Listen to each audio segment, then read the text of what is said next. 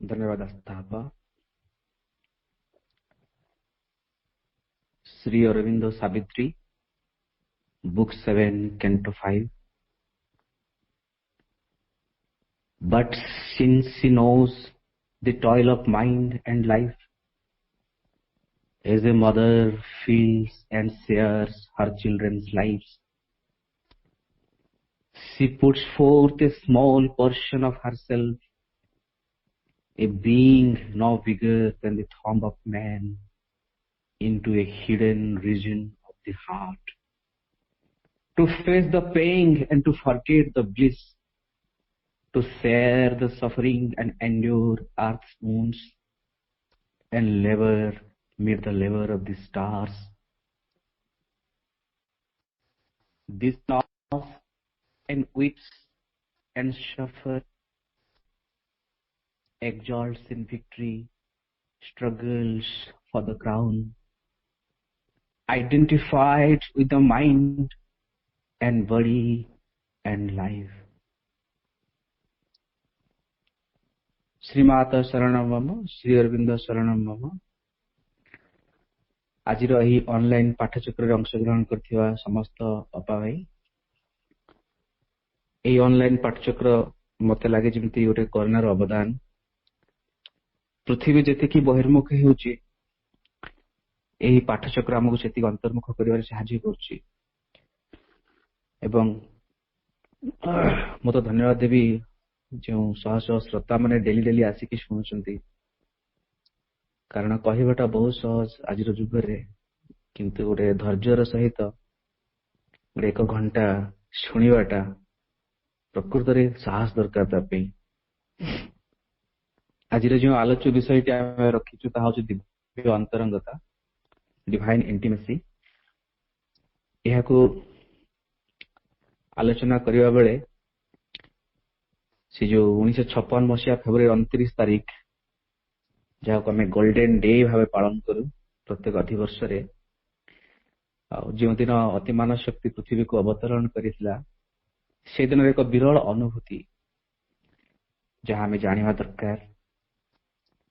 से दिन संध्यारे जेतेबेले समग्र प्लेग्राउंड, समग्र पंडिचेरी, समग्र पवन जमी प्रस्तुत होता, किसी गोटे नुआ ता जीवन को आसीबो निजको प्रस्तुत करुथला, जेमिति अणु परमाणु प्लेग्राउंड रो सब बाली जेमिति से दिन नीरव थिले। संध्यार से मेडिटेशन बेले माँ अर्ध को उठुथिले एवं देखिले एक विराट कबाट, एक विराट हातुड़ी एवं एक महान संकल्पर प्रहार। बास से सुवर्ण कबाटटी चुरमार हो गला एवं एक सुवर्ण स्रोत पृथ्वी को प्रवाह आरंभ है। ये जो घटनाटी घटिला, माँ कहते समस्ते पूरा ध्यान समाप्त हवा परे समस्ते निज निज आसन को गोटे पुराना अतीत को फेरुथिले, किंतु समग्र पृथ्वी पृष्ठ मात्र 5 जन ही यार एक छोट आभास बा झलकटे पाइथिले। ये जो घटनाटी घटी, जो दिन घटिला से दिन आश्रम जड़े साधक अमल किरण से दिन ही ट्रेन रे मद्रास रु बॉम्बे अभिमुखे यात्रा करुथिले। बगी रे केही न थांती, शीघ्र शोई पड़िछंती। निदरे से गोटे स्वप्न देखुचंती जे दिव्य जननी माँ प्लेग्राउंड रे साधक मान किसी जिनस वितरण करुचंती एवं जेतेबेले अमल किरणकर पाली आसिला, भंगा गोड़र जोता को खोलिकी माँ पाखु जीवाकु बहुत कष्ट होची। खूब विकल होउचंती, जोता बाहरु नहीं एवं शेष प्रयास रे से पूरा जोर से झिकी देइचंती। निदरा भांगी जाइची। देखिले ट्रेन बगी भितरे स्वयं दिव्यजन नेमा ठिया होइचंती।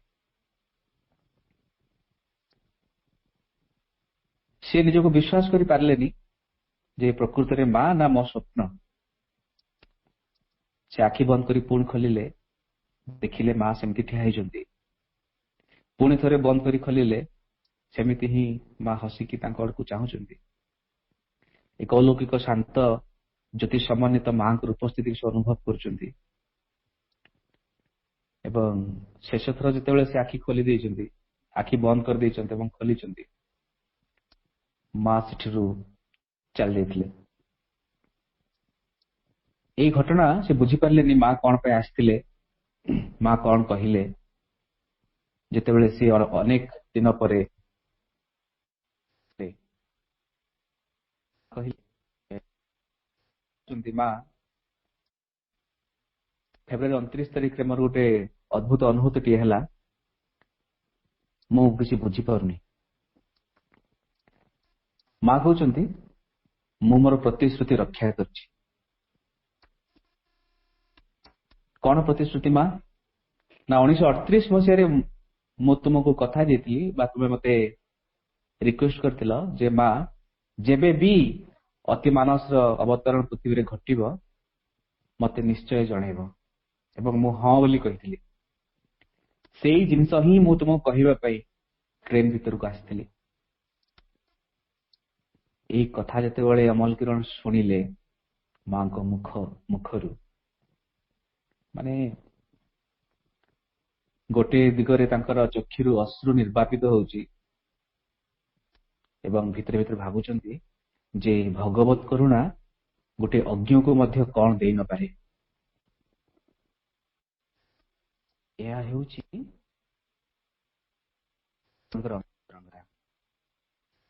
ମଣିଷର ସାମର୍ଥ୍ୟ ନାହିଁ। ସେ ଯୋଉ ପବିତ୍ରତା ସେଇ ଭଗବାନଙ୍କର ଉପସ୍ଥିତିକୁ ଧାରଣ କରିପାରିବ। ପ୍ରକୃତରେ ଭଗବାନ ହିଁ ଯୁଗେ ଯୁଗେ ଏବଂ ଏଭଳି କୁହାଯାଇପାରେ ସୃଷ୍ଟିର ପ୍ରାରମ୍ଭରୁ ଯେତେବେଳେ ଆମେ ଏକକୋଷୀ ଜୀବ ଥିଲୁ ସେଠୁ ଆଜି ପର୍ଯ୍ୟନ୍ତ ମଣିଷ ପର୍ଯ୍ୟନ୍ତ ଯୋଉ ବିବର୍ତ୍ତନ ଧାରାରେ ପ୍ରତ୍ୟେକ ସ୍ତରରେ ଭଗବାନ ହିଁ ମଣିଷ ସହିତ ଏକ ସମ୍ପର୍କ ଗଢିଛନ୍ତି। ମାଙ୍କୁ ଯେତେବେଳେ ପଚରାଗଲା ମା ଆପଣ ପୃଥିବୀକୁ ଆଉ କେବେ ଆସିଥିଲେ କି? ମା କହୁଛନ୍ତି ପୃଥିବୀ ଯେବେ ତିଆରି ହେଲା from the inception of this world I have never left it. ପୃଥିବୀ ଯେବେଠୁ ସୃଷ୍ଟି ଆରମ୍ଭ ହେଲା ସେବେଠୁ ପୃଥିବୀକୁ ମୁଁ ଛାଡ଼ିନି। ଅର୍ଥାତ୍ ଦିବ୍ୟଙ୍କର ଅନ୍ତରଙ୍ଗତା ଏବଂ ଦିବ୍ୟଙ୍କର ସେ ଯୋଉ ପ୍ରୟାସ ଯୋଉଟା କି ଗଡ୍ସ ଅଫ ଏ ଲେବର କବିତାରେ ଲେଖା ହଉଛି ଯେ ପ୍ରତ୍ୟେକ ମୁହୂର୍ତ୍ତରେ ଭଗବାନ ଚାହୁଁଛନ୍ତି ଯେ ସେ ନିଜକୁ ପରିପ୍ରକାଶ କରିବେ। ଏଇ ମଣିଷ ଯୋଉ ରୂପରେ ବର୍ତ୍ତମାନ ବଞ୍ଚୁଛି ତା ଭିତରେ ଦିବ୍ୟତାର ପ୍ରକାଶ, ସେ ନିଜକୁ ପୂର୍ଣ୍ଣ ରୂପେ ପ୍ରକାଶ କରିବେ। ଏବଂ ସେଥିପାଇଁ ଯେଉଁ ଦିବ୍ୟ ଅନ୍ତରଙ୍ଗତା ଭଗବାନ ମଣିଷ ସହିତ ଗଢନ୍ତି ବା ଗଢିବାକୁ ଚେଷ୍ଟା କରନ୍ତି ତାହା ପ୍ରକୃତରେ ଏକ ଅଦ୍ଭୁତ। କାରଣ ଗୋଟେ ପଟରେ ମଣିଷର ଅପୂର୍ଣ୍ଣତା ବିନା କାମନା ବାସନରେ ଗୋଟେ ପାଦ ଆଗକୁ ଯାଇପାରୁନି, କିନ୍ତୁ ଭିତରେ ଆଉ ଜଣେ କିଏ ପ୍ରୟାସ କରୁଛି ଯେ ସେ ଦିବ୍ୟଙ୍କ ସହିତ ମଣିଷକୁ ଯୋଡ଼ିବ। ଚିକାଗୋ ଧର୍ମ ସମ୍ମିଳନୀରେ ହଜାର ହଜାର ଲୋକ ଷ୍ଟେଜରେ, ଏଇ ଘଟଣାଟା ଆମେ ସବୁ ଜାଣିଛୁ ଯେ ଚିକାଗୋ ଯୋଉ ଧର୍ମ ସମ୍ମିଳନୀ ଚାଲିଥିଲା ହଜାର ହଜାର ଲୋକ ଷ୍ଟେଜ ସାମ୍ନାରେ ଠିଆ ହେଇଛନ୍ତି ଏବଂ ଷ୍ଟେଜ ଉପରେ ସିଂହ ପୁରୁଷ ବିବେକାନନ୍ଦ କଣ କହିବେ? ଅସ୍ଥିର। ଗୁରୁ ରାମକୃଷ୍ଣ ପରମହଂସଙ୍କୁ ଆକୁଳ ପ୍ରାର୍ଥନା କରୁଛନ୍ତି, ମୁଁ କଣ କହିବି? ଗୁରୁ କହୁଛନ୍ତି, ତୁ କିଏ କହିବା ପାଇଁ? ଭୁବନ ମୋହିନୀ ମା ଅପେକ୍ଷା କରିଛନ୍ତି ତୋ କଣ୍ଠରେ କହିବାକୁ, ତାଙ୍କୁ ଡାକେ। ସେ ଆହ୍ୱାନ କଲେ ଏବଂ ଏହା ପରର ଘଟଣା ଇତିହାସ। ଏଇ ଯୋଉ ଦୁଇଟା ଘଟଣା କଥା ମୁଁ ବର୍ଣ୍ଣନା କଲି, ଗୋଟିଏ ଅମଲ କିରଣଙ୍କର ଆଉ ଜଣେ ସ୍ୱାମୀ ବିବେକାନନ୍ଦଙ୍କର, এই ଦୁଇଟା ଘଟଣାରୁ ସ୍ପଷ୍ଟ ଆମେ ଜାଣିପାରୁଛୁ ଯେ ପ୍ରଥମଟି ହଉଛି ଆମେ ଯାହାଙ୍କୁ ଭଗବାନ ବୋଲି କହୁଛେ, ଦ ଡିଭାଇନ ହୁମ୍ ୱି ଆଡୋର ନେଭର ଫେଲ୍ସ, ଯାହାଙ୍କୁ ଆମେ ଭଗବାନ ବୋଲି କହୁଛେ, ଯାହା ଉପରେ ଆମେ ଆସ୍ଥା ରଖିଛେ, ସେ ଆମକୁ କେବେ ନିରାଶ କରନ୍ତି ନାହିଁ। ଦ୍ୱିତୀୟଟି ହଉଛି ଯୋଉଟା କି ବହୁତ ଗୁରୁତ୍ୱପୂର୍ଣ୍ଣ, ସେ ଆମ ଭିତରେ ହିଁ ରହିଛନ୍ତି। ସେ ଆମ ଭିତରେ ହିଁ ରହିଛନ୍ତି। ତାଙ୍କୁ ଆବିଷ୍କାର କରିବା, ଆମେ ଯେତେ ଯେତେ ତାଙ୍କୁ ଆବିଷ୍କାର ଭିତରେ କରୁଥିବା ଏଇ ଯୋଉ ଇଣ୍ଟିମେସି ବା ଗୋଟେ ଅନ୍ତରଙ୍ଗତା ସେତେ ଅଧିକ ବୃଦ୍ଧି ପାଉଥିବ। ତେଣୁ गोटे दृष्टि देखा गले आजिर जीवन रे एवं पृथ्वी जो भाया भाव में गति करुचे आमे जो जीवन बंचुचे दिव्यों सहित बंचवा एक आवश्यकता नुहे बरं अम्लजान पर यह अपरिहार्य हो उठिଛି ସେଥିପାଇଁ ତ ଆମେ ଶହ ଶହ ସଂଖ୍ୟାରେ ଏଠି ଆସି ଯୋଗ ଦଉଛୁ କାରଣ ଆମ ଅଜାଣତରେ ଆମେ ସବୁ ସେ ଦିବ୍ୟଙ୍କ ଦ୍ୱାରା ଦୀକ୍ଷିତ ହେଇଛୁ ବୋଲିକି ତାଙ୍କୁ ଆମେ ଛାଡି ପାରୁନୁ ବାରମ୍ବାର ପାଠ ଚକ୍ରକୁ ଶହ ଶହ ସଂଖ୍ୟାରେ ଯୋଗ ଦଉଛୁ ଏବଂ ଏଇ ଯୋଉ ଅନ୍ତରଙ୍ଗତା ପ୍ରକୃତରେ ଏହା ଏକ ଆଡଭେଞ୍ଚର ଏକ ଅଭିଯାତ୍ରା ଏମିତି ବି କହିପାରିବା ଏକ ପ୍ରକୃତ ଏବଂ ବାସ୍ତବ ଅଭିଯାତ୍ରା ଆଶ୍ଚର୍ଯ୍ୟର କଥା ଯେ ଆମ ଭିତରେ ଏମିତି ଜଣେ କିଏ ଅଛି ଯିଏକି ଏଇ ଅଭିଯାତ୍ରାକୁ ଭଲ ପାଉଛି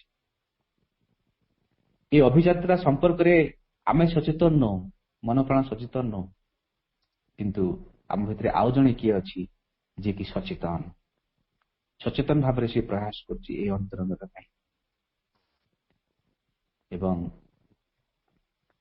ଆମେ ଯୋଉମାନେ ଏଠି ଉପସ୍ଥିତ ଅଛୁ ମା କହୁଛନ୍ତି ତୁମମାନେ ବଛା ଯାଇଛ ଶହ ଶହ ବର୍ଷ ତଳେ ତୁମେ ସବୁ ପ୍ରାର୍ଥନା କରିଥିଲ ଯେ ମା ପୃଥିବୀରେ ଯେତେବେଳେ ସେଇ ଦିବ୍ୟ ଯୁଗ ବା ଏକ ମହାନ ଯୁଗରେ ଯେତେବେଳେ ତୁମେ ମାନେ ଜନ୍ମଗ୍ରହଣ କରିବ ସେତେବେଳେ ଆମେ ବି ମା ଆସିବୁ ମା କହୁଛନ୍ତି ତୁମେ ସବୁ ଭୁଲି ଯାଇଛ କିନ୍ତୁ ମୋର ମନେ ଅଛି ତେଣୁ ଯୁଗେ ଯୁଗେ ଏଇ ଅନ୍ତରଙ୍ଗତା ଦିବ୍ୟ ହିଁ ମଣିଷ ସହିତ ଗଢିଛନ୍ତି ମଣିଷର ସାମର୍ଥ୍ୟ ନାହିଁ ମନୋଜ ଦାସକୁ ଯେତେବେଳେ ଜଣେ ପଚାରିଲା ଆପଣ ଏତେ ବଡ କଥାକାର ପୃଥିବୀର ସବୁ ଦେଶ ବୁଲି ସାରିଲା ପରେ ସବୁ କିଛି ଜାଣି ସାରିଲା ପରେ ରାଜତନ୍ତ୍ର ସମାଜତନ୍ତ୍ର ସବୁରେ ପାରଙ୍ଗମ ହେଲା ପରେ ଆପଣ ପଣ୍ଡିଚେରୀରେ ଆସିକି କେମିତି ରହିଗଲେ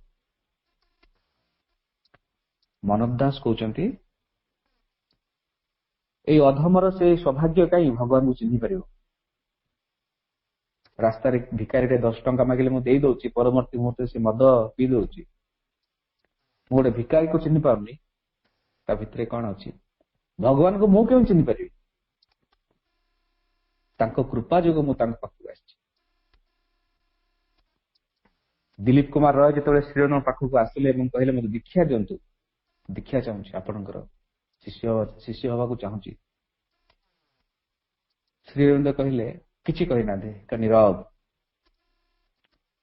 ଫେରି ପଳେଇ ଆସିଲେ ନିରାଶ ହୋଇ ଦିଲ୍ଲୀପ କୁମାର ରୟ ତାଙ୍କ ସାଙ୍ଗ କହିଲେ ଠିକ ଅଛି ଆମେ କଲିକତା ପାଖରେ ଏକ ଗ୍ରାମ ଅଛି ସେଠି ଆଉ ଜଣେ ସିଦ୍ଧ ଯୋଗୀ ଅଛନ୍ତି ତାଙ୍କ ପାଖକୁ ଯିବା ତମେ ତାଙ୍କ ଶିଷ୍ୟତ୍ୱ ଗ୍ରହଣ କରିବ ଦୁଇ ଜଣ ଗଲେ ଗୁରୁ ଧ୍ୟାନସ୍ଥ ଏବଂ ଦିଲ୍ଲୀପ କୁମାର ରାୟ କହୁଛନ୍ତି ମୁଁ ଆପଣଙ୍କୁ ଶିଷ୍ୟ ହେବାକୁ ଚାହୁଁଛି ଗୁରୁ ଯେତେବେଳେ ତାଙ୍କ ମୁଣ୍ଡ ଉପରେ ହାତ ରଖିଲେ ଦିଲ୍ଲୀପ କୁମାର ରାୟଙ୍କ ମୁଣ୍ଡ ଉପରେ ହାତ ରଖୁଛନ୍ତି ଦେଖୁଛନ୍ତି ଏକ ବ୍ଲୁ ଲାଇଟ ଦିଲ୍ଲୀପ କୁମାରଙ୍କ ଚାରିପଟେ ଘେରିକି ରହିଛି ଏବଂ ସେଠି ସ୍ୱୟଂ ଶ୍ରୀଅରବିନ୍ଦ ଦଣ୍ଡାୟମାନ ଇଏ କହୁଛନ୍ତି ତୁମେ ଦୀକ୍ଷିତ ଏବଂ ଯାହା ଦ୍ୱାରା ତୁମେ ଦୀକ୍ଷିତ ସେ ଶ୍ରେଷ୍ଠ ପୁଣି କଣ ଦୀକ୍ଷା ଦରକାର ଦିଲ୍ଲୀପ କୁମାର କିଛି ବୁଝିପାରୁନାହାନ୍ତି ସେ କହୁଛନ୍ତି କଣ ପ୍ରମାଣ ଅଛି ଇଏ କହୁଛନ୍ତି ତୁମେ ତୁମର ହାର୍ନିଆ ଅପରେସନ ପାଇଁ ଶ୍ରୀଅରବିନ୍ଦଙ୍କୁ ଚିଠି ଲେଖିଥିଲ ସେ ଚିଠି ସମ୍ପର୍କରେ ଆଉ ତ କାହାକୁ ଜଣା ନାହିଁ କେବଳ ଶ୍ରୀଅରବିନ୍ଦ ତୁମେ ଜାଣିଛ ସତ ନା ମିଛ କହିଲେ ହଁ ଠିକ କଥା ପରେ ବୁଝିଲେ ଯେ ପ୍ରଭୁ ତାଙ୍କୁ ଗ୍ରହଣ କରିଛନ୍ତି ବୋଲିକି ଦିଲ୍ଲୀପ କୁମାର ରାୟ ଶ୍ରୀଅରବିନ୍ଦଙ୍କ ପାଖକୁ ଯାଇପାରିଲେ ଏଇ ଯୋଉ ଦିବ୍ୟ ଅନ୍ତରଙ୍ଗତା କଥା କୁହାଯାଉଛି ଏଇଟା ଅଲରେଡି ଆମ ଭିତରେ କିଏ ଗୋଟେ ଲିଙ୍କଟେ ଗୋଟେ ତିଆରି କରିଦେଇଛି ଗୋଟେ ସେତୁଟେ କିଏ ଗୋଟେ ଅଲରେଡି ଗଢି ଦେଇଛି ଆମେ ସଚେତନ ଯେତେ ଅଧିକ ହବା ମାଙ୍କ ଉପସ୍ଥିତି ସମ୍ବନ୍ଧରେ ଯେତେ ଅଧିକ ସଚେତନ ହବା ଆମେ ଅନୁଭବ କରିବା ଯେ ଏଇ ଯୋଉ ସମ୍ପର୍କଟା ଏଭର ନୁହେଁ ଶ୍ରୀଅରବିନ୍ଦ ଯେତେବେଳେ ଯୋଗ କଥା କହୁଛନ୍ତି, ପୂର୍ଣ୍ଣ ଯୋଗ କଥା କହୁଛନ୍ତି, ସେ କହୁଛନ୍ତି ଦୁଇଟା ମହାନ ଷ୍ଟେପ ଅଛି ଏହି ଯୋଗର। ପ୍ରଥମଟି କହୁଛନ୍ତି ଆସ୍ପିରେସନ ଫର ଏ ଡିଭାଇନ ଲାଇଫ, ଏକ ଦିବ୍ୟ ଜୀବନ ପାଇଁ ଗୋଟେ ଆସ୍ପୃହା। ଦ୍ୱିତୀୟ କଥା ଯେତେବେଳେ ପଚରାଗଲା ହ୍ୱାଟ ଇଜ ସେକେଣ୍ଡ, ସେ କହୁଛନ୍ତି ରିଫ୍ୟୁଜ ଇନ ଦ ମଦର, ମାଙ୍କ ମଧ୍ୟରେ ଶରଣାଗତ ହବା, ମାଙ୍କ ମଧ୍ୟରେ ବଞ୍ଚିବା। ଏବଂ ଶ୍ରୀ ଅରବିନ୍ଦ କହୁଛନ୍ତି ସାଧନା means to feel the Mother near and within. ସାଧନା କହିଲେ ଏଇ ଯୋଗରେ ଏତେ ସରଳ ହେଇଯାଇଛି, ଶ୍ରୀ ଅରବିନ୍ଦ ଲେଖୁଛନ୍ତି ସାଧନା କହିଲେ ଆଉ କିଛି ନାହିଁ, ମାଙ୍କୁ, ପ୍ରକୃତ ମାଙ୍କୁ ଭିତରେ ଆବିଷ୍କାର କରିବା, ତାଙ୍କୁ ନିଜ ପାଖେ ପାଖେ ଅନୁଭବ କରିବା। To feel that mother is doing everything, ଅନୁଭବ ଭିତରେ ଏକ୍ସପିରିଏନ୍ସ ସବୁ ଆସିବ ଯେ ମା ସବୁ କିଛି କରୁଛନ୍ତି।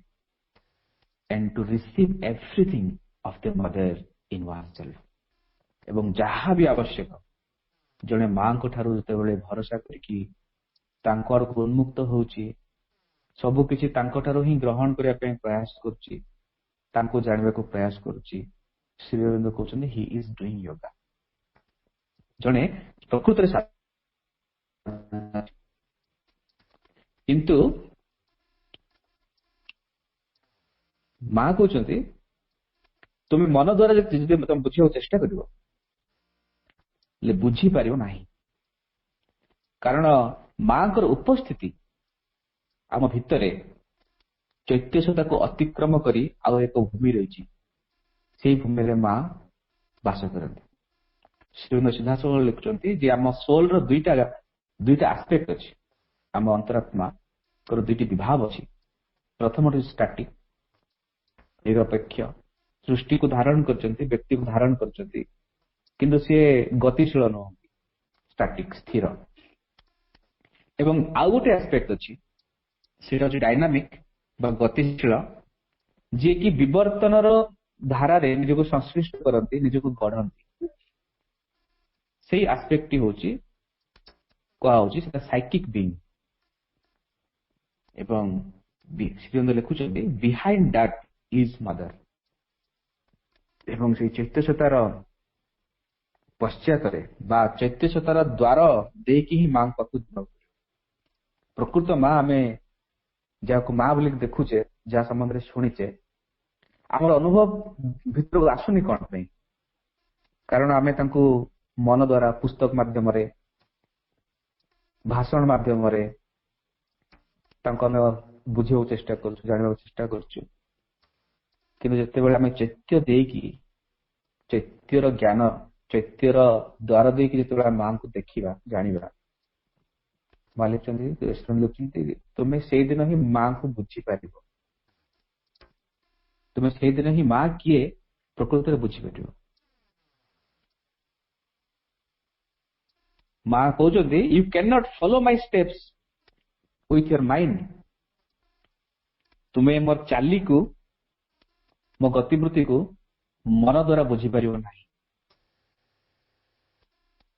ତୁମେ, ମା ନଳିନାକୁ ଏକ କଥା ଲେଖୁଛନ୍ତି, ତୁମେ ଯେତେବେଳେ ସ୍ଥିତପ୍ରଜ୍ଞ ହୋଇ ଶୋଇ ରହିଥିବ, ଜାଣି ରଖ ଆଇ ୱିଲ୍ ବି ଷ୍ଟାଣ୍ଡିଂ, ମୁଁ ଠିଆ ହୋଇଥିବି। ସେତିକି ଦୂରତା ତୁମ ମୋ ଭିତରେ ଥିବ। ଯେତେବେଳେ ତୁମେ ମତେ ଜାଣିବାକୁ ପ୍ରୟାସ କରିବ ଏବଂ ଠିଆ ହବ ମନ ଦ୍ୱାରା, ସେତେବେଳେ ମୁଁ ଦୌଡ଼ିବା ଆରମ୍ଭ କରିଥିବି। when you will be running, ଯେତେବେଳେ ତୁମେ ମୋ ଭଳି ଦୌଡ଼ିବା ଆରମ୍ଭ କରିବ ମୋ ପଛରେ, I will be flying, you cannot never catch me, can never understand with your mind। ତୁମେ ମତେ ଧରି ପାରିବ ନାହିଁ, ମୁଁ ଅନେକ ଆଲୋକ ବର୍ଷକୁ ଚାଲି ଯାଇଥିବି, ତୁମେ ମନ ଦ୍ୱାରା ମତେ ଧରି ପାରିବ ନାହିଁ। It is only one thing I gladly bind myself, କେବଳ ଗୋଟିଏ ହିଁ ବସ୍ତୁ ରହିଛି ଯେଉଁଠି ମୁଁ ନିଜକୁ ସମ୍ପୂର୍ଣ୍ଣ ଭାବେ ଦେଇଦିଏ, ନିଜକୁ ବାନ୍ଧି ଦିଏ, that is love। ଏବଂ ତାହା ହେଉଛି ପ୍ରେମ। ପ୍ରେମ ହଉଛି ସେହି ଗୋଟେ ଶକ୍ତି, ସେହି ଗୋଟେ ଅବସ୍ଥା, ଏକ ଚେତନା ଯାହା ଭିତରେ ଦେଇକି ମା କହୁଛନ୍ତି ମୁଁ ବାନ୍ଧି ହୋଇଯାଏ।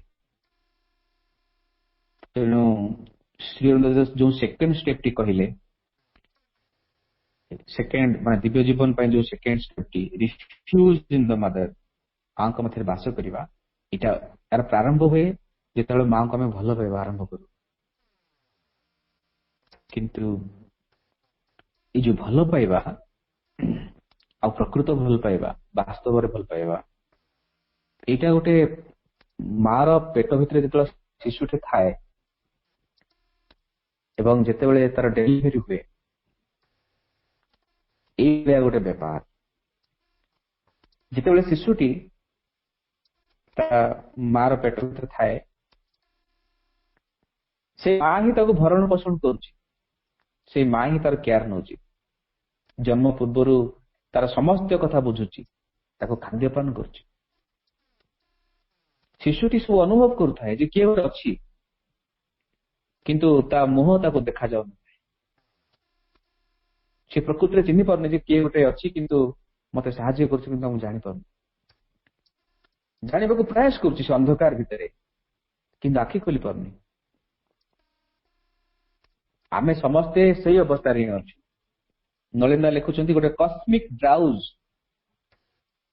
ଗୋଟେ ବିଶ୍ୱ ମୋହିନୀଙ୍କର ମାୟାଜାଲ ଭିତରେ ସବୁ ଆମେ ଅଛୁ। ଆଖି ଖୋଲିବା ପାଇଁ ଚେଷ୍ଟା କରୁଛୁ, ଆଖି ଖୋଲି ପାରୁନୁ। ମା ମାମଲି ହୃଦୟରେ ଡାକୁଛୁ, କିନ୍ତୁ ତାଙ୍କ ଦର୍ଶନ ପାଇପାରୁନୁ।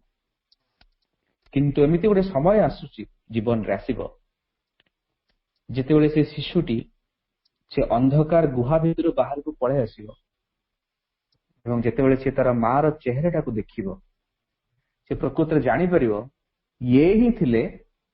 ତାଙ୍କ ଚେତନାର ଆଭା ଏତେ, ସେ ଅନୁଭବ କରିବ ଯେ ଇଏ ହିଁ ସିଏ ଯିଏ ମତେ ପ୍ରାରମ୍ଭରୁ ଏବେ ପର୍ଯ୍ୟନ୍ତ ମତେ ସାହାଯ୍ୟ କରୁଛନ୍ତି, ମତେ ଧାରଣ କରିଛନ୍ତି, ମୋର ସବୁ ଯତ୍ନ ନେଉଛନ୍ତି।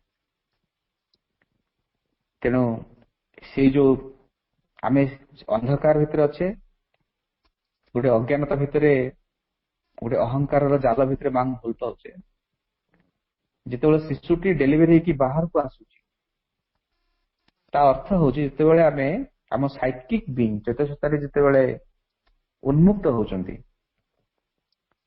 ସେତେବେଳେ ଆମେ ପ୍ରକୃତ ମା କିଏ, ତାଙ୍କ ସ୍ୱରୂପ କଣ, ତାଙ୍କ ସହିତ ଆମ ପ୍ରକୃତ ସମ୍ପର୍କ କଣ, ଏବଂ ଅନୁଭବ କରିବା ମୁଁ ଆଉ କେହି ନୁହଁ, ମୁଁ ତାଙ୍କର ଗୋଟେ ଅଂଶ। ସେଇ ଅନୁଭବଟି ଆମ ଭିତରେ ଗୋଟେ ପ୍ରଫାଉଣ୍ଡ ଭାବରେ ଆସିବ। ଏବଂ ଯେତେବେଳେ once the soul has recognized the divine mother and fallen in love with her, then the main hurdle is up. ଯେତେବେଳେ ଆମ ଭିତରେ ସେ ଅନ୍ତରାତ୍ମା ନିଜକୁ ନିଜ ଚକ୍ଷୁକୁ ଉନ୍ମୋଚନ କରୁଛନ୍ତି, ମାଙ୍କୁ ଚିହ୍ନୁଛନ୍ତି, ଇଏ ହଉଛି ସେଇ ମା, ତାଙ୍କ ପ୍ରେମରେ ପଡିଯାଉଛି, ତ କୁହାଯିବ ଯେ ସାଧନାର ଗୋଟେ ମେନ୍, ଗୋଟେ ବିରାଟ ବାଧାଟେ ତୁମ ଆଗରୁ ଚାଲିଗଲା। ଯେତେବେଳେ ଦିଲ୍ଲୀପ କୁମାର ରାୟଙ୍କ ଭାଣିଜୀ ଜଣେ ଥିଲେ, ତାଙ୍କ ନାଁ ଈଶା ମୁଖର୍ଜୀ, ବୟସ ମାତ୍ର 8-10 ବର୍ଷ ହବ। ତାଙ୍କ ଭିତରେ ଏମିତି କଥା ପଡୁ ପଡୁ ସବୁ କଥା ଆଲୋଚନା ହୁଏ, ରାଜନୀତିଠୁ ଆରମ୍ଭ କରି ସବୁ ଆଲୋଚନା ହୁଏ। କଥା ପଡୁ ପଡୁ ଯେତେବେଳେ ଶ୍ରୀ ଅରବିନ୍ଦଙ୍କ ନାମ ତାଙ୍କ ଘରେ କିଏ ଗୋଟେ ଉଚ୍ଚାରଣ କରିଛି, ସେ ତାର ବେଡରୁମ ରେ ଅଛି, ଶୁଣିବା ମାତ୍ରକେ ଧାଇଁକି ପଳେଇ ଆସିଲା ଯେ ଏବେ ତମେ ଯାହାଙ୍କ ନାମ ଉଚ୍ଚାରଣ କଲ, ପୁଣି ଥରେ ତାଙ୍କ ନାମ ଉଚ୍ଚାରଣ କର, ମୁଁ ଶୁଣିବାକୁ ଚାହୁଁଛି। ଏବଂ ଶ୍ରୀ ଅରବିନ୍ଦଙ୍କୁ ଜାଣି ନାହାନ୍ତି, ଚିହ୍ନି ନାହାନ୍ତି, କିନ୍ତୁ ତାଙ୍କ ନାମର ପ୍ରଭାବ ଯେମିତି ତାଙ୍କୁ ଶ୍ରୀ ଅରବିନ୍ଦଙ୍କ ସହିତ ଯୋଡ଼ିଦେଲା, ଏକ ଦିବ୍ୟ ଅନ୍ତରଙ୍ଗତା ସୃଷ୍ଟି ହେଇଗଲା। ଏବଂ ଯେତେବେଳେ ବି ତାଙ୍କ ଘରେ କେହି ଶ୍ରୀ ଅରବିନ୍ଦଙ୍କ ବିପକ୍ଷରେ କିଛି କହେ, ବିରୋଧରେ କିଛି କହେ, ଈଶା ମୁଖର୍ଜୀ ରାଗି ଯାଉଥିଲେ। he became furious, ବହୁତ ରାଗି ଯାଉଥିଲେ। ଏବଂ ଦିଲ୍ଲୀପ କୁମାର ରୟ ଯେତେବେଳେ ତାଙ୍କୁ ପ୍ରଥମେ ଆଶ୍ରମକୁ ନେଇକି ଗଲେ, ମା ତାଙ୍କ ଅନ୍ତରାତ୍ମାକୁ ଦେଖିଲେ, ଦିଲ୍ଲୀପ କୁମାର ରୟ କହିଲେ ମା ଇଏ ଆପଣଙ୍କୁ ଦେଖିକି କହୁଛି ଆଶ୍ରମରେ ରହିଯିବ, ଆଶ୍ରମ ରହିବା ପାଇଁ ସେ କହୁଛି।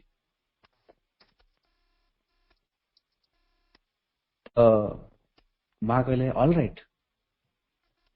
ଅନ୍ୟ ଜଣ ଅନ୍ୟ ବହୁ ସାଧକ ପଚାରିଲେ ମା ସାଧାରଣତଃ ଆପଣ ତ କାହାକୁ ଏମିତି ସହଜରେ ଆଲାଉ କରନ୍ତିନି, ଏଇ ଯୋଉ ଭିତରେ କଣ ଅଛି ଆପଣ ତାକୁ ହଁ କହିଦେଲେ? ସିଏ କହିଲେ କାରଣ ଏ ଶ୍ରୀ ଅରବିନ୍ଦଙ୍କୁ ଭଲ ପାଉଛି, ଆଉ କିଛି ଯୋଗ୍ୟତା ଦରକାର ନାହିଁ। କାରଣ ଏ ଶ୍ରୀ ଅରବିନ୍ଦଙ୍କୁ ଭଲ ପାଉଛି, ତେଣୁ ସିଏ ଯୋଗ୍ୟ ଏ ଆଶ୍ରମକୁ ଆସିବା ପାଇଁ, ସାଧନା କରିବା ପାଇଁ ସେ ଯୋଗ୍ୟ। ସାଧନାର ଅର୍ଥ ମାଙ୍କୁ ଭଲ ପାଇବା ଠାରୁ ଆରମ୍ଭ ହୁଏ ଏବଂ ଯୋଉ ରିଏଲ ଭଲ ପାଇବା ଚୈତ୍ୟସତାର ଉନ୍ମିଳନ ପରେ ହିଁ ସେଟା ଗୋଟେ ଏକ୍ସପିରିଏନ୍ସ କନଭର୍ଟ ହବ, ରିଏଲ ମଦନକୁ ଆମେ ଜାଣିପାରିବା। ତାର ତାର ଆଉ ଗୋଟେ ଷ୍ଟେଜ ଅଛି, ଯେତେବେଳେ ମାଙ୍କୁ ଆମେ ଜାଣିପାରିବା, ଚିହ୍ନି ପାରିବା, ସେତେବେଳେ ଆମେ ଚାଲିବା ଆରମ୍ଭ କରୁ। ଚାଲିବା ଯେତେବେଳେ ଆରମ୍ଭ କରୁ ବହୁ ଚାନ୍ସେସ୍ ଥାଏ ଆମ ଗୋଡ ଖସିକି ଖଣ୍ଡିଆ ଖାବର ହବାର। ସେତେବେଳେ ମା ଲେଖୁଛନ୍ତି ମୁଁ ତ ପାଖରେ ଠିଆ ହେଇଥିଲି। ଏବଂ ଏହାର ଶେଷ ପରିଣତି ଗୋଟେ ଆସେ ଯେତେବେଳେ ଆମର ମାଙ୍କୁ ଭଲ ପାଇବା ପ୍ରେମଟା ତାଙ୍କ ପାଇଁ ବଞ୍ଚିବା ଏବଂ ତାଙ୍କର କର୍ମ କରିବାରେ ଯେତେବେଳେ ତାହା ରୂପାନ୍ତରିତ ହୁଏ। When the love becomes into service, ଯେତେବେଳେ ମାଙ୍କୁ ଭଲ ପାଇବାଟା ତାଙ୍କ ପ୍ରତି କର୍ମରେ ରୂପାନ୍ତର ହୁଏ, ତାଙ୍କ ପ୍ରତି ବଞ୍ଚିବା, ତାଙ୍କ ପାଇଁ କାମ କରିବା, କୁହାହଉଛି ଯେ ଏହା ହଉଛି ପ୍ରେମର ଶେଷ ପରିଣତି।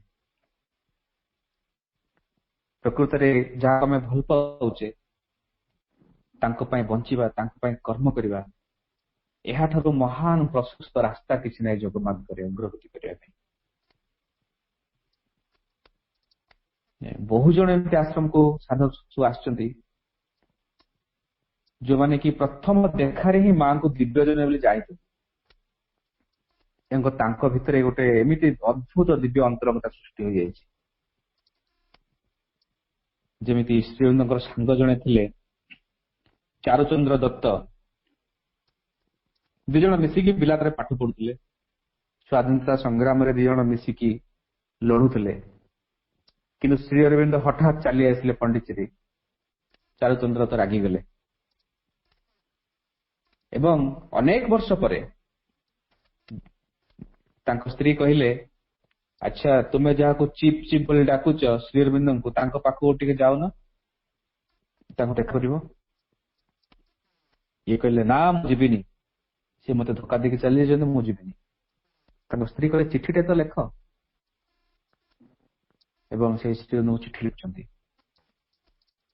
ଏବଂ ଇଭିନିଂ ଟକ୍ସରେ ଯେତେବେଳେ এই ଚିଠିଟା ପଢା ହେଲା ଯେ ଆପଣ ଚାରୁଚନ୍ଦ୍ର ଦତ୍ତଙ୍କୁ ଜାଣିଛନ୍ତି, ଚିଠି ଆସିଛି ଆପଣ ନା, ଶ୍ରୀ ଅରବିନ୍ଦ ଅତ୍ୟନ୍ତ ଉଲ୍ଲାସର ସହିତ କହୁଛନ୍ତି ଓ ଚାରୁ, we have fought together the battle of the ages.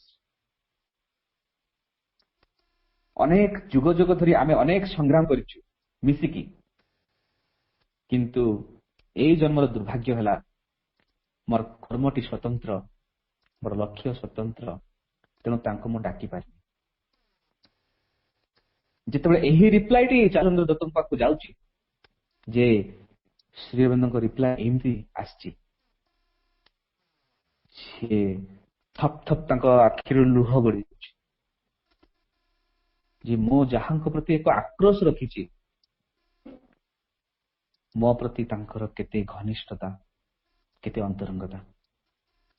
ପରେ ଚାରୁଚନ୍ଦ୍ର ଦତ୍ତ ପୁଣି ଲେଖୁଛନ୍ତି ମୁଁ ଆସିବି ଆଶ୍ରମକୁ ଦେଖା କରିବା ପାଇଁ ଆପଣଙ୍କୁ, କିନ୍ତୁ ସେଠି ଯୋଉ ବିଦେଶୀ ମହିଳା ରହୁଛନ୍ତି ମୁଁ ତାଙ୍କୁ ପ୍ରଣାମ କରିପାରିବି ନାହିଁ। ପୁଣି ଲେଖୁଛନ୍ତି ମୁଁ ଯୋଉ ସିଗାରେଟ ଟାଣୁଛି ସୁଟା, ତାକୁ ବି ଛାଡି ପାରିବିନି।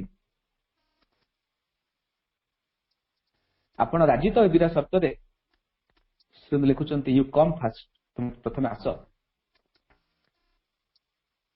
ଇଏ ପଣ୍ଡିଚେରୀ ଯାଉଛନ୍ତି, ଶ୍ରୀ ଅରବିନ୍ଦଙ୍କୁ ଦେଖା କରୁଛନ୍ତି ଏବଂ ଶ୍ରୀ ଅରବିନ୍ଦ କହୁଛନ୍ତି ଆସିଛ ଯେତେବେଳେ ମାଙ୍କୁ ଥରେ ମୁଁ ଦେଖା କରିଦିଅ।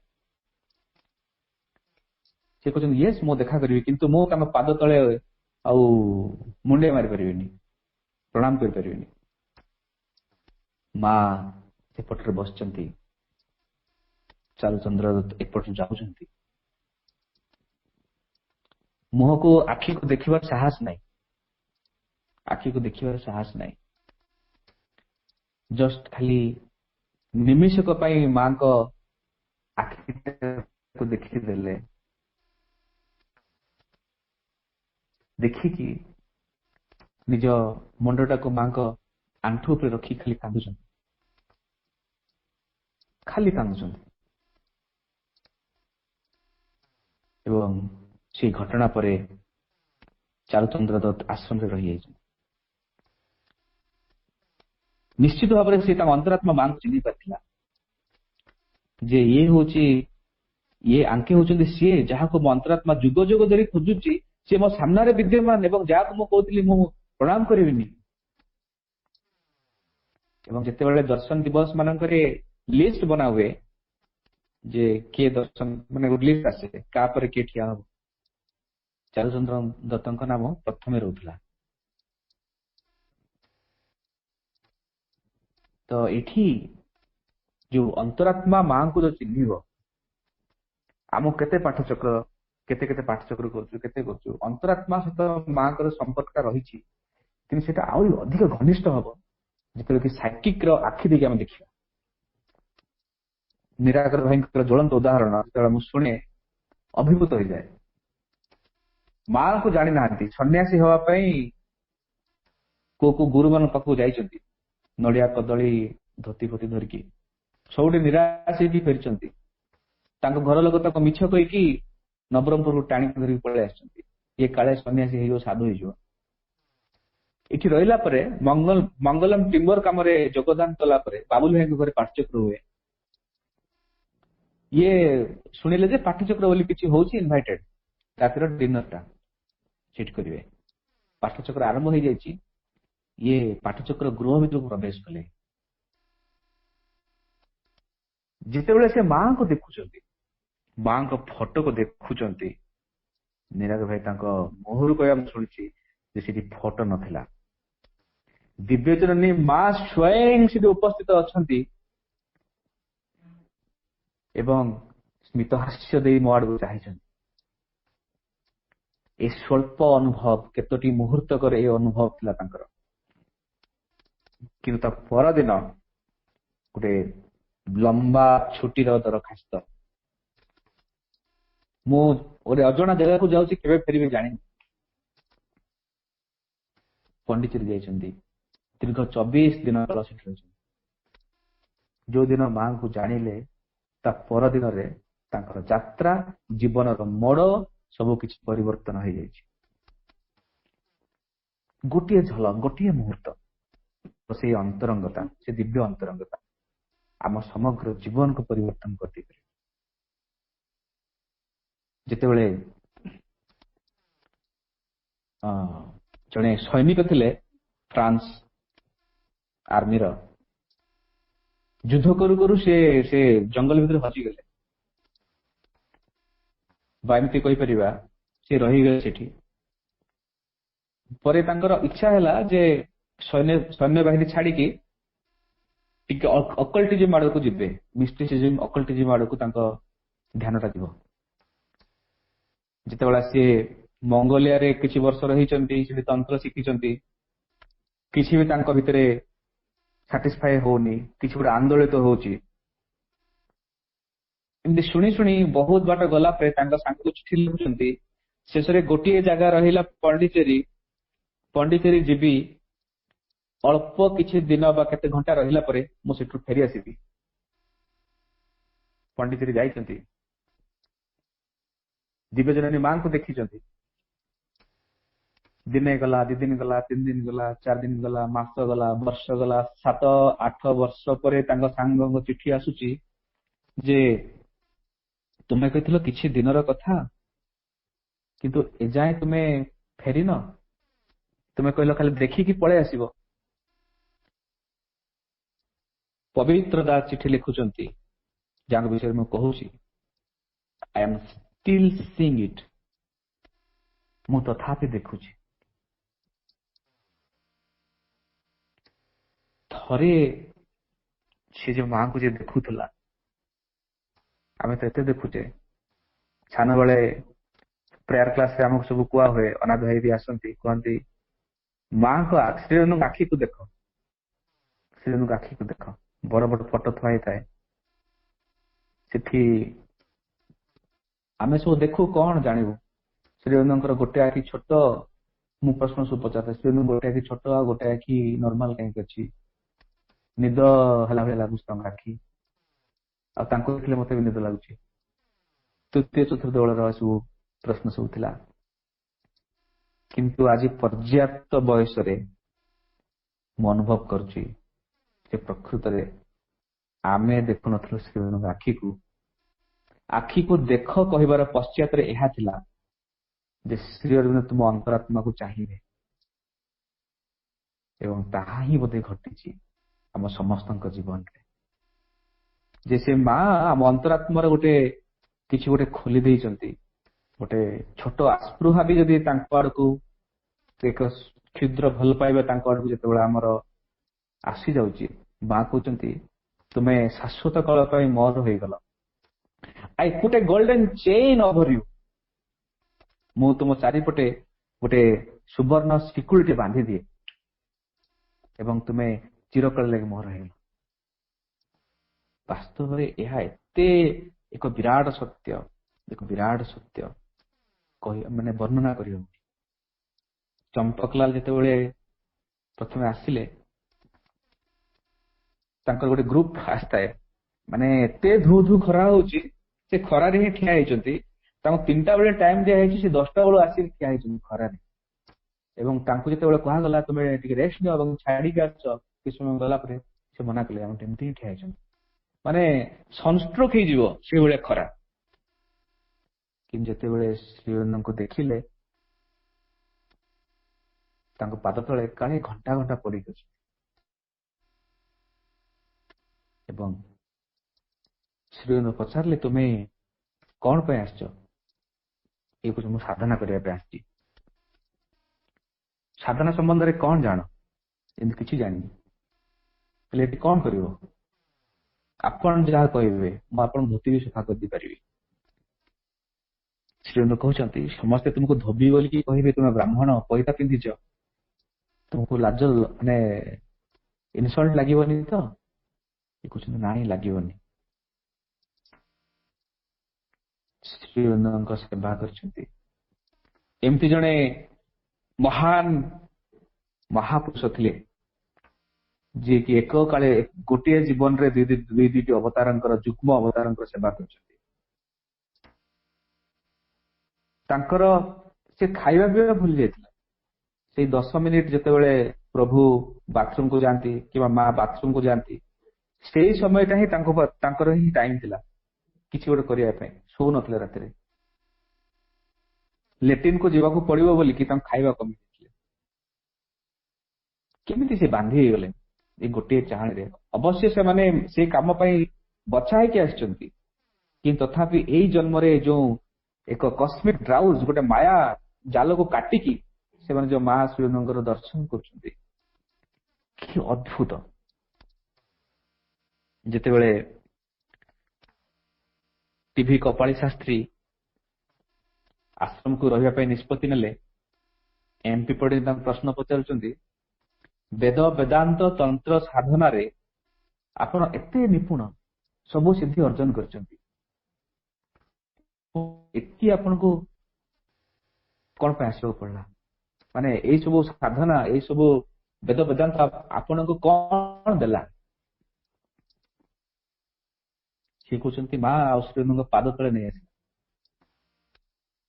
ଏବଂ କି ଅଦ୍ଭୁତ ସଂଯୋଗ, ତାଙ୍କୁ ଗୋଟେ ପ୍ରଥମ ଥର ପଣ୍ଡିଚେରୀ ତାଙ୍କୁ ଡକା ହେଇଥିଲା। ପଣ୍ଡିଚେରୀର ଗୋଟେ ସଂସ୍କୃତ ସମାଜ ଗୋଟେ ଅଛି, ତାଙ୍କୁ ଟକ୍ ଦେବା ପାଇଁ ଡକା ହେଇଛି। ଏବଂ ସେଇ ସେମ ଡେ ଏବଂ ସେମ ଟାଇମରେ ଶ୍ରୀଅରବିନ୍ଦଙ୍କୁ ଦର୍ଶନ କରିବା ପାଇଁ ବି ଟାଇମ ଫିକ୍ସ ହେଇଛି। ତାଙ୍କୁ ବାଛିବାକୁ ପଡିବ, ସେଠି ଯାଇକି ଭାଷଣ ଦେବେ ନା ଶ୍ରୀଅରବିନ୍ଦଙ୍କୁ ଦେଖା କରିବେ। ବର୍ଷ ତଳର ପ୍ରୋଗ୍ରାମ କୁ କ୍ୟାନସଲ କରିକି ଶ୍ରୀମାନଙ୍କୁ ଦେଖା କରିବେ ନା ଜଏନ କରିବେ। ଏବଂ ସେ ଶ୍ରୀମାନଙ୍କୁ ଦେଖା କରିବା ପାଇଁ ଗଲେ ସେ ଦେଖୁଛନ୍ତି ଯେ ସ୍ୱୟଂ ରାମଚନ୍ଦ୍ର, ଧନୁର୍ଧାରୀ ରାମଚନ୍ଦ୍ର ତାଙ୍କ ସାମ୍ନାରେ ଠିଆ ହେଇଛନ୍ତି। ଶ୍ରୀ ଅରବିନ୍ଦଙ୍କୁ ତାଙ୍କ ଧୋତି ଆଉ ଦାଢି ଦିଶିନି। ସେ ଦେଖୁଛନ୍ତି ଯେ ସ୍ୱୟଂ ରାମଚନ୍ଦ୍ର ଠିଆ ହେଇଛନ୍ତି, ଅବତାର ପୁରୁଷ ଠିଆ ହେଇଛନ୍ତି ଶ୍ରୀଅରବିନ୍ଦଙ୍କ ଉପରେ। ରହିଗଲେ ଆଶ୍ରମରେ। ଯେତେବେଳେ ସନ୍ଧ୍ୟା ସମୟରେ ପୁରା ପଣ୍ଡିଚେରୀର ସବୁ ବାତାବରଣ ନୀରବ ହେଇଯାଏ, ସେତେବେଳେ ମାଙ୍କୁ ଟାଇମ ମିଳେ ଟିକେ ଚାଲନ୍ତି ତାଙ୍କ ଷ୍ଟେୟାର କେସରେ, ତାଙ୍କ ବାରଣ୍ଡାରେ ଟିକେ ଚାଲନ୍ତି ଏବଂ ତାଙ୍କର ଠିକ ତଳେ ଏପଟକୁ ଟିଭି କପାଳୀ ଶାସ୍ତ୍ରୀ ରହୁଥାନ୍ତି। କପାଳୀ ଶାସ୍ତ୍ରୀ ଲେଖୁଛନ୍ତି, ଯେତେବେଳେ ମାଙ୍କୁ ମୁଁ ଚାଲିବା ଦେଖେ, ମୁଁ ଦେଖେ ଗୋଟେ ହ୍ୱାଇଟ କଲମ ଅଫ ଲାଇଟ, ଗୋଟେ ଶୁଭ୍ର ଆଲୋକ ସ୍ତମ୍ଭ ଯେମିତି ଚାଲୁଛି। ମାଙ୍କୁ ମୁଁ ଦେଖିପାରେନି, ଦେଖେ ଗୋଟେ ଆଲୋକର ସ୍ତମ୍ଭଟିଏ ଏପଟକୁ ସେପଟକୁ ଯାଉଛି ଏବଂ ସେପଟରୁ ଏପଟକୁ ହଉଛି। କି ଦର୍ଶନ, କି ଅନ୍ତରଙ୍ଗତା, କି ମାନେ କିଭଳିଆ ବ୍ୟକ୍ତିତ୍ୱ ସବୁ ସେଠି ଥିଲେ। ଗୋଟିଏ ଚାହାଣୀ, ଗୋଟିଏ ଦର୍ଶନ, ଯେମିତି ଲାଗେ ଯେମିତି ଅନ୍ତରାତ୍ମାର ସେ ଦିବ୍ୟ ଅନ୍ତରଙ୍ଗତା ସୃଷ୍ଟି ହେଇଯାଇଛି ସେ ଗୋଟିଏ ଚାହାଣୀରେ। ଏବଂ ତାଙ୍କ ଗୁରୁ ନାଁ ହଉଛି ବଶିଷ୍ଠ ଗଣପତି ମୁନି। ସବୁ ଶୁଣିଥିବେ। ରମଣ ମହର୍ଷିଙ୍କୁ ଆମେ ରମଣ ମହର୍ଷି ବୋଲି ଡାକିଲେ ଏଇଥିପାଇଁ, କାରଣ ବଶିଷ୍ଠ ଗଣପତି ମୁନି ପ୍ରଥମେ ଦେଖିଥିଲେ ଯେ ଏକ ସିଦ୍ଧ ଯୋଗୀ ମହାତ୍ମା ଅବତାର ପୁରୁଷ ଆସିକି ଏଠି ଅଛନ୍ତି ପୃଥିବୀ ପୃଷ୍ଠରେ, ଏବଂ ବିଧିବଦ୍ଧ ଭାବରେ ଗୋଟେ ଆଶ୍ରମ ତିଆରି ହେଲା। ତାଙ୍କୁ ଯିଏ ପ୍ରଥମେ ଚିହ୍ନିଲେ ଏବଂ ସମଗ୍ର ପୃଥିବୀକୁ ଯିଏ ଜଣେଇଲେ ଯେ ଇଏ ହଉଛନ୍ତି ଜଣେ ମହାନ ଋଷି, ଜଣେ ସେ ହଉଛନ୍ତି ବଶିଷ୍ଠ ଗଣପତି ମୁନି। ସେ ଆଶ୍ରମକୁ ତାଙ୍କୁ ଇନଭାଇଟ କରାଯାଇଥାଏ, କାରଣ ସଂସ୍କୃତର ମହାପଣ୍ଡିତ, ତନ୍ତ୍ର ସାଧନା, ମନ୍ତ୍ର ସାଧନାରେ ଏକ ସିଦ୍ଧ ପୁରୁଷ। ସେ ଶ୍ରୀଅରବିନ୍ଦ ଆଶ୍ରମକୁ ମାଙ୍କୁ ଦର୍ଶନ କରିବା ପାଇଁ ଆସିଲେ। ମା ଲେଖୁଛନ୍ତି, ଯେତେବେଳେ ବଶିଷ୍ଠ ଗଣପତି ମୁନି ମେଡିଟେସନ ହଲ ଭିତରକୁ ପ୍ରବେଶ କଲେ, ଯେତିକି ସବୁ ପ୍ରେତାତ୍ମା, ଭୂତ ପ୍ରେତ, ଯାହା ସବୁ ଖରାପ ନକାରାତ୍ମକ ଶକ୍ତି ଯୋଜନ ଯୋଜନ କିଲୋମିଟର ମାନେ ଛାଡିକି ଦୌଡ଼ିଲେ। ଏମିତି ତାଙ୍କର ଅରା ଓ ପ୍ରଭାବ ଥିଲା। ଦୀର୍ଘ ସମୟ ତାଙ୍କ ସହିତ ଧ୍ୟାନସ୍ଥ ଅବସ୍ଥାରେ ବସିଥାନ୍ତି ଏବଂ ମାଙ୍କୁ ପଚରାଗଲା, ମା ଆପଣଙ୍କର କଣ ଅନୁଭବ ହେଲା? ମା କହିଲେ ଯେ ଏତେ ଦୀର୍ଘ ମେଡିଟେସନ ମୋ ସହିତ କେହି କରିନାହାନ୍ତି। ମୁଁ ଯୋଉ ଯୋଉ ଚେତନାର ସ୍ତରକୁ ଯାଉଛି ସେଇ ସ୍ତରକୁ ମତେ ପିଛା କରୁଛି ଯାଏ। ଏତିକି ତାଙ୍କ ସାଧନା ଥିଲା। ଏବଂ ଯେତେବେଳେ ବଶିଷ୍ଠ ହଉଛି ଆପଣଙ୍କ ଅନୁଭବ କଣ ହେଲା ସେ ଧ୍ୟାନ ପରେ ମାଙ୍କ ସହ, ସେ ଲେଖୁଛନ୍ତି, ଯେତେବେଳେ ମୁଁ ଧ୍ୟାନସ୍ଥ ହେଲି, ମୁଁ ଦେଖିଲି ଯେମିତି ସମଗ୍ର ରୁମଟି ଆଲୋକରେ ପ୍ରବାହ ହଉଛି। ଏକ ସୁବର୍ଣ୍ଣ ଆଲୋକ ସମଗ୍ର ରୁମକୁ ବେଢି ଯାଇଛି। ଏବଂ ଆଉ ଗୋଟେ ବିରଳ ଅନୁଭବ ହେଲା ଯେ ମୁଁ ହଉଛି ମାନେ ମା ହଉଛନ୍ତି ସ୍ୱୟଂ ମୋ ଆରାଧ୍ୟା ଦେବୀ ଶକମ୍ବରୀ ଏବଂ ମୁଁ ତାଙ୍କ ଶିଶୁ ଗଣପତି। ମା ହଉଛନ୍ତି ଶକମ୍ବରୀ ଏବଂ ମୁଁ ହଉଛି ତାଙ୍କ ଶିଶୁ ଗଣପତି। ମାନେ ମାଙ୍କୁ ସେ ଆଇଡେଣ୍ଟିଫାଏ, ମାଙ୍କୁ ମାନେ ତାଙ୍କ ଦେବୀ ଯିଏ ତାଙ୍କୁ ସେ ପୂଜା କରୁଥିଲେ, ଦେବୀ ଶକମ୍ବରୀଙ୍କୁ ମାଙ୍କ ଭିତରେ ସିଏ ପୁରା ଜୀବନ୍ତ ଭାବରେ ଦେଖିଲେ। ସେଦିନ ତାଙ୍କୁ ଶ୍ରୀଅରବିନ୍ଦ ବି କହିଥିଲେ ଆଶ୍ରମରେ ରୁହ କିଛି ବର୍ଷ, ଯେହେତୁ ତାଙ୍କର କାମ ଅଲଗା ଥିଲା। ସେ ଆଶ୍ରମରେ ମାନେ ଅଳ୍ପ ଦିନ ରହିକି ଚାଲିଗଲେ। କି ଅନୁଭବ! ଏସବୁ କଥା ଯେତେବେଳେ ଆମେ ଶୁଣୁଛୁ, ଆମେ ଭାବୁଛୁ ଆମ ଜୀବନରେ କାହିଁକି ଏସବୁ ଘଟିନି କେବେ ବି? ଆମ ଜୀବନରେ କାହିଁକି ଏସବୁ ଘଟୁନି? କଣ ଏମିତି ଆମ ଭିତରେ କଣ ଏମିତି ନାହିଁ ଯୋଉଟା ତାଙ୍କ ଭିତରେ ଅଛି? ଗୋଟିଏ ହିଁ ଉତ୍ତର କୁହାଯାଇ ପାରିବ ଯେ ସେମାନେ ଚୈତ୍ୟର ଆଖି ଦେଇକି ମା ଏବଂ ଶ୍ରୀଅରବିନ୍ଦଙ୍କୁ ଦେଖିଛନ୍ତି ଆମେ ମାନେ ଖାଲି ଚମଲଗା ଆଖିରେ ମାଙ୍କ ଫଟୋକୁ ଦେଖୁଛୁ। କିନ୍ତୁ ଯେତେବେଳେ ଆମେ ଗଭୀରକୁ ପ୍ରବେଶ କରିବା, ଚୈତ୍ୟର ନିକଟବର୍ତ୍ତୀ ହବା ଏବଂ ଚୈତ୍ୟର ଦ୍ୱାର ଦେଇକି ମା ଏବଂ ଶିବଙ୍କୁ ଦେଖିବା ପାଇଁ ଚେଷ୍ଟା କରିବା, ସେଇଦିନ ଆମେ ଟ୍ରୁଲି ବୁଝିପାରିବା ଯେ ମା କିଏ ଥିଲେ, ଶିବ କିଏ ଥିଲେ। ମାନେ ମୁଁ ଯୋଉ କହୁଥିଲି, ସମୟ ତ ସ୍ୱଳ୍ପ ଅଛି, ଆଉ 5 ମିନିଟ, ଯେ ମାଙ୍କୁ ଯୋଉ ଭଲ ପାଇବା ତାର ଶେଷ ପରିଣତି ହଉଛି ମାଙ୍କ ପାଇଁ କର୍ମ। ମାଙ୍କ ପାଇଁ ଯଦି ଆମେ ଜୀବନରେ କିଛି କର୍ମ କରୁନେ, ତାହେଲେ ମାଙ୍କୁ ଖାଲି ଭଲ ପାଇବାର କିଛି ଯଥାର୍ଥତା ନାହିଁ। ତାର ଗୋଟେ ଶେଷ ପରିଣତି ହଉଛି ଯେ ଡିଭାଇନ ମଦରକୁ ଆମେ ତାଙ୍କ ପ୍ରତି ଡେଡିକେଟେଡ ହେଇକି ତାଙ୍କ ପ୍ରତି କାମ କରିବା। ଏବଂ କି ସବୁ ଅଦ୍ଭୁତ ଉଦାହରଣ ସବୁ ଆଶ୍ରମରେ ଥିଲା, କିନ୍ତୁ ସବୁ ସେମାନେ କାମ କରିଛନ୍ତି। ଯୋଉ ଚମ୍ପକଲାଲଙ୍କ ବିଷୟରେ ମୁଁ କହୁଥିଲି, ଚମ୍ପକଲାଲ ସବୁବେଳେ ଶ୍ରୀଙ୍କୁ ଧୋତି ସଫା କରନ୍ତି ଏବଂ ସେଠି ଆଉ ଜଣେ ଆଟେଣ୍ଡାଣ୍ଟ ଥାଏ, ସେ ସବୁବେଳେ ନିରୀକ୍ଷିକି ଦେଖେ ଯେ ମୁଁ ଦିନେ ସୁରେନ୍ଦ୍ରଙ୍କ ଧୋତି ସଫା କରନ୍ତିନି, ସବୁଦିନ ଚମ୍ପକଲାଲ କରୁଛନ୍ତି।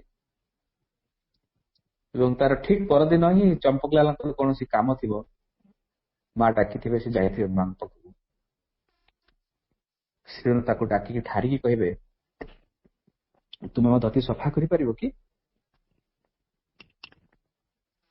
ଏବଂ ସେ ଲୋକଟା ଗଦଗଦ ହେଇକି ତାକୁ ମାନେ ଆଖିରୁ ଲୁହ ବାହାରି ପଡୁଛି, କହୁଛି ହଁ ହଁ କରିବି। ମାନେ ପ୍ରଭୁ ତାଙ୍କ ଅନ୍ତରର କଥା ଶୁଣିଦେଲେ ଏବଂ ସେ ଧୋତିକୁ ସଫା କରିକି ସୁଖାସୁଖି କରିକି ଆଇରନ୍ କରିକି ତା ପରଦିନ ଯେତେବେଳେ ଧରିକି ଆସୁଛି, ଚମ୍ପକଲାଲ ପୁରା ତାଙ୍କର ହୋସ ଉଡିଗଲା ଯେ ପ୍ରଭୁଙ୍କର କରୁଛି।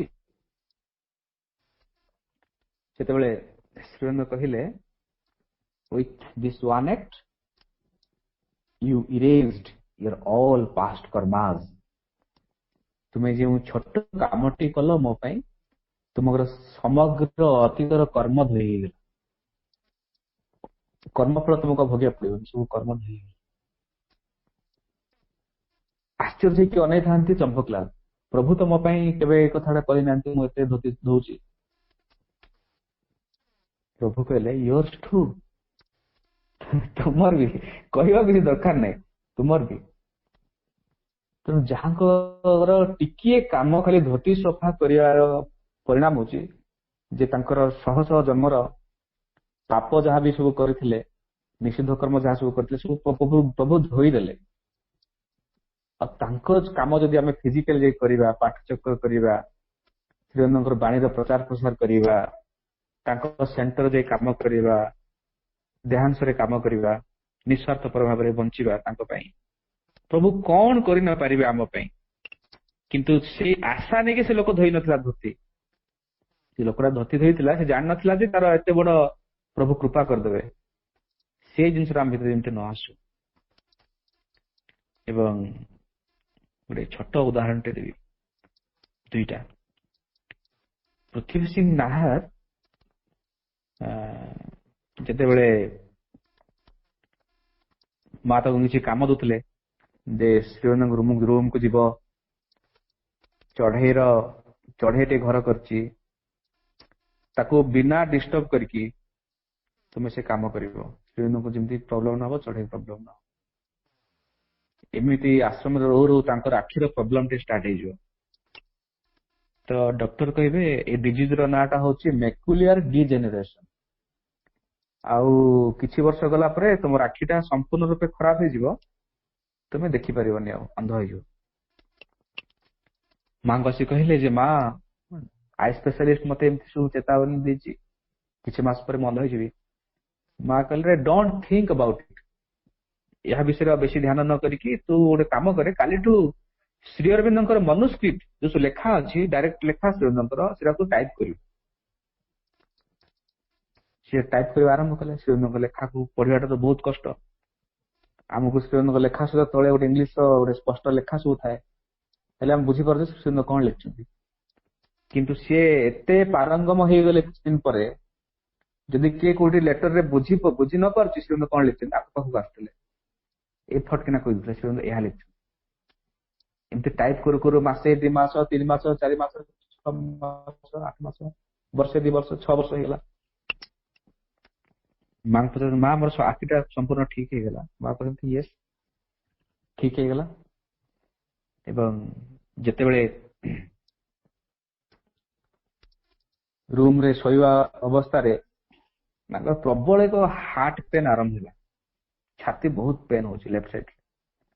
ସେ ଭାବିଲେ ଶେଷ ମୁହୂର୍ତ୍ତ ଆସିଯାଇଛି, ଆଉ ମାଙ୍କ ଫଟୋ ଧରିକି ଶେଷ ମୁହୂର୍ତ୍ତରେ ଛାତିରେ ଜାବୁଡିକି ଶୋଇଛନ୍ତି। ସେଥିରେ ମାଙ୍କୁ ପ୍ରାର୍ଥନା କରୁଛନ୍ତି।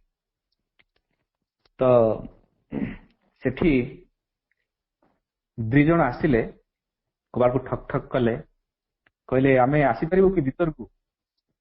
ଇଏ କହିଲେ ଆସିପାରିବ ଯଦି ମା ପଠେଇଛନ୍ତି। ଇଏ କହିଲେ ୟେସ୍ ମଦର, ମା ହିଁ ପଠେଇଛନ୍ତି।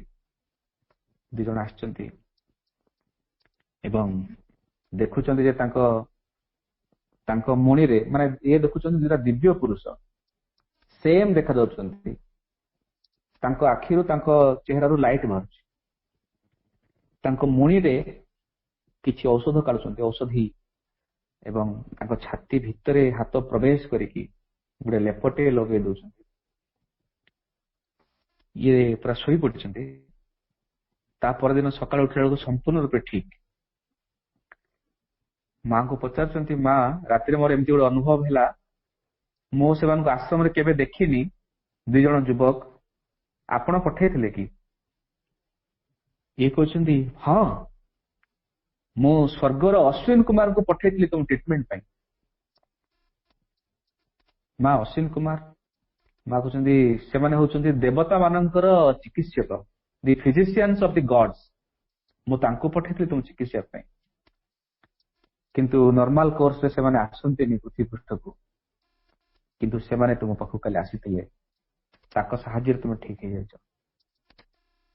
ଇଏ ଖାଲି ମାନେ ତାଙ୍କ ଚୈତ୍ୟ ଏତେ ଆନନ୍ଦ ହେଇଯାଇଛି ଯେ ଖାଲି ଠୋଠ ପାଖରେ ଲୁହ ଗଳୁଛି। ଏଇ ଯୋଉ କାମ ମା ଶ୍ରୀଙ୍କ ପାଇଁ ସେମାନେ ଯୋଉ କରିଛନ୍ତି, ଡେଡିକେଟେଡଲି କରିଛନ୍ତି, ସିନସିୟରିଟି ସହିତ କରିଛନ୍ତି, ନିଜ ପାଇଁ ବଞ୍ଚି ନାହାନ୍ତି, ମା ଏବଂ ଶ୍ରୀଙ୍କ ପାଇଁ ବଞ୍ଚିଛନ୍ତି। ତାର ଅବଦାନ ସ୍ୱରୂପ ଆମେ ଚିନ୍ତା କରିପାରିବା ନାହିଁ କଣ ମିଳିବ। ଏଇସବୁ ଉଦାହରଣ ଯେତେବେଳେ ଆମେ ପଢୁଛେ, ସେମାନଙ୍କ କାହାଣୀ ଯେତେବେଳେ ଆମେ ପଢୁଛେ, ସ୍ୱତଃସ୍ଫୂର୍ତ ଭାବରେ ଆମ ଭିତରେ ମାଙ୍କ ପ୍ରତି, ଶ୍ରୀଙ୍କ ପ୍ରତି କାମ କରିବା ପାଇଁ ପ୍ରେରଣା ଆସୁଛି, ଭଲ ପାଇବା ଅଟୋମେଟିକ ଆସିଯାଉଛି। ତେଣୁ ଏଇ ଯୋଉ ଦିବ୍ୟ ଅନ୍ତରଙ୍ଗତା ଆଜିର ସବଜେକ୍ଟ ଥିଲା, ଏଇଟା ପ୍ରକୃତରେ ସେତେବେଳେ ସମ୍ଭବ ହବ ବା ଆରମ୍ଭ ହବ ଯେତେବେଳେ ମାଙ୍କୁ ଆମେ ପ୍ରକୃତରେ ଭଲ ପାଇବା ଆରମ୍ଭ କରିବା। ମାଙ୍କ ପ୍ରତି, ମାଙ୍କ କର୍ମ ପ୍ରତି ଆମେ ଯେତେବେଳେ ଉନ୍ମୁକ୍ତ ହବା, ତାଙ୍କ ପ୍ରଭାବ ପ୍ରତି ଉନ୍ମୁକ୍ତ ହେଇ କାମ କରିବା, ପ୍ରକୃତରେ ସେଇ ଦିନଠୁ ହିଁ ଏଇ ଦିବ୍ୟ ଅନ୍ତରଙ୍ଗତା ଆମ ଭିତରେ ଆରମ୍ଭ ହବ। ଏବଂ ତାର ଶେଷ ପରିଣତି ହଉଛି ମା କହୁଛନ୍ତି work for the mother. Thank you.